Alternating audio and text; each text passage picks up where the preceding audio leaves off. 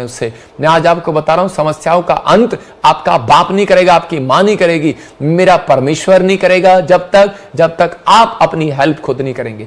आपको अपनी हेल्प खुद करनी पड़ेगी। परमेश्वर उसकी मदद करने आते हैं। कहता है कि जो खुद अपनी हेल्प करते हैं, मैंने बताया आपको कि परमेश्वर चाहते हैं, इसलिए पूछ रहे थे क्या तू चंगा होना चाहता है। तो उसी समय परमेश्वर ने उससे बार बार जब ये क्वेश्चन किया, मैं जब इस हेडिंग को पढ़ता हूं तो बार बार हैरान होता हूं कि परमेश्वर क्यों पूछ रहे हैं। उससे उसको मालूम है कि 38 साल से वो बीमार पड़ा है। परमेश्वर पूछ रहे हैं क्या तू चंगा होना चाहता है। तो हो सकता है आप बीमार पड़े, आप कर्जे में हो और आप मुसीबत में हो, आपके घर में कलेश हो, आप दुखी हो, लेकिन आपके बच्चे आपका कहना ना मानते हो, लेकिन परमेश्वर आपसे पूछ रहे हैं क्या आप चंगा होना चाहते हैं। आप कहेंगे हाँ होना चाहता हूं। 38 साल का पेशेंट भी ऐसा ही कह रहा था कि मैं होना चाहता हूं लेकिन मेरी मदद करने वाला कोई नहीं है। लेकिन यहां पर क्या लिखा, साथ में लिखा, उस बीमार ने उसको उत्तर दिया, हे प्रभु मेरे पास कोई मनुष्य नहीं है कि जब पानी हिलाया जाए तो मैं मुझे कुंड में उतारे, परंतु मेरे पहुंचते पहुंचते दूसरा मुझसे उतर जाता है। यीशु ने, सुन रहे मेरी बात, उसको कहा कि यहां पर यह व्यक्ति क्या कह रहा है, कहता है कि परमेश्वर मेरी मदद करने वाला कोई नहीं है,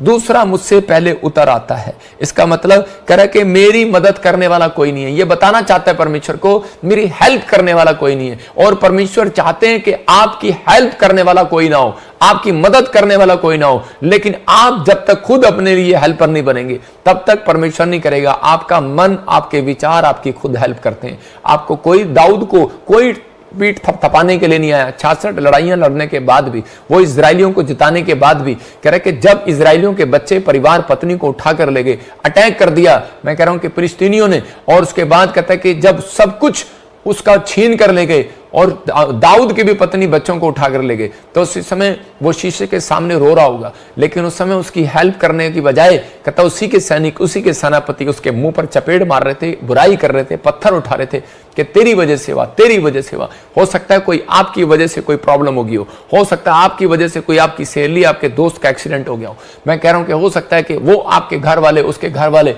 दोष लगा रहे हो आपके ऊपर, एक दूसरे के ऊपर, लेकिन हो सकता है कि आपकी वजह से कोई ऐसा काम हो गया और आप प्रॉब्लम में हो, लेकिन परमेश्वर का आत्मा कह रहा है, कहता आपकी पीठ ऐसे समय में कोई थपथपाएगा नहीं। जब समस्याएं आती हैं उसका अंत कहता है आपको खुद करना पड़ेगा। लेकिन आज ये वचन आपको इसलिए दे रहा हूं कि ताकि आज आप खुद हेल्पर बने।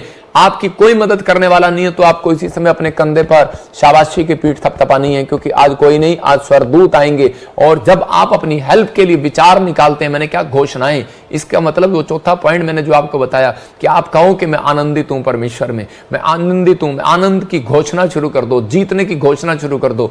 हेल्प मेरी हो चुकी है स्वर्ग से, घोषणा शुरू कर दो। परमेश्वर के स्वर्गदूत आ गए हैं, घोषणा शुरू कर दो। ये प्रार्थना